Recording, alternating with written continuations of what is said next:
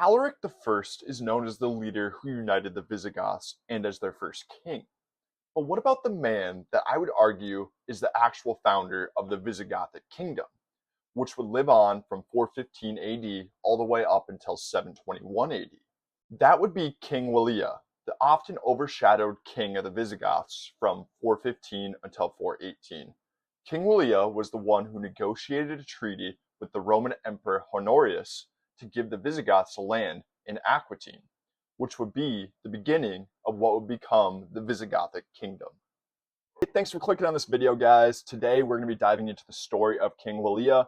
We didn't use any AI for this video, so this is actual real stuff, real script, real art, all of that. So if you like these type of videos, please comment down below, like, and subscribe. It really helps us out. So let's get into it.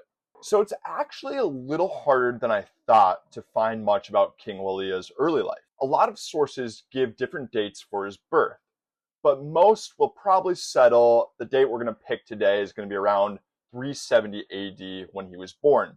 And we aren't exactly sure who his parents were either. But what we do know is that he was a part of the Visigothic dynasty called the Balts. And this is the dynasty that Alaric I was a part of and many other famous Visigothic leaders. What we do know for almost certain, though, is how Wallia became king and what he did while he was king.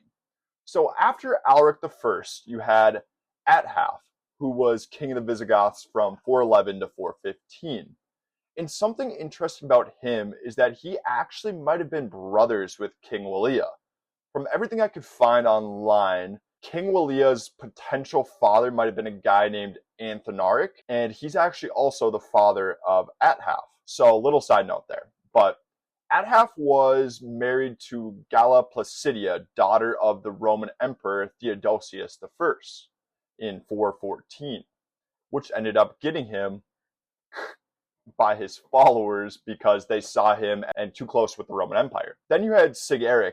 He became king for only 7 days, but he too was killed. After all of that, Wallia was finally chosen to replace Sigeric in 415 as king of the Visigoths.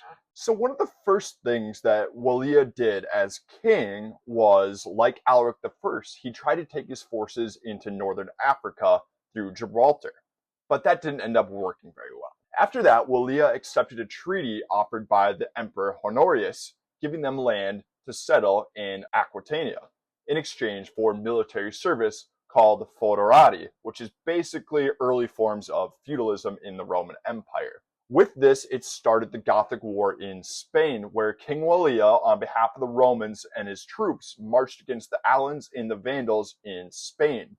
And they had some really good success doing that.